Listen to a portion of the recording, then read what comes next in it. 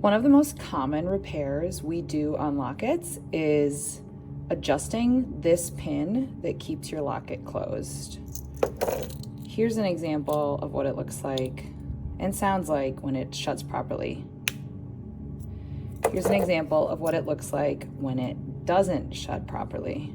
So to repair this, we generally send a label emailed to you and do it ourselves, but sometimes people don't want to go through that trouble. And in that case, you can take a needle nose plier like this, put it directly on the pin, and then move it just slightly.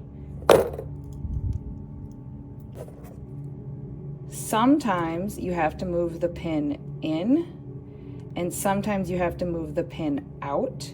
You need to have a very tight grip. In this case, I adjusted it too much and I can't get it to close. So I'm gonna pull it back in just a little and try again. And now it closes.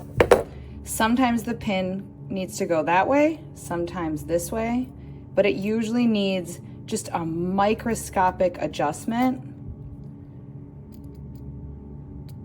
in order to fully close.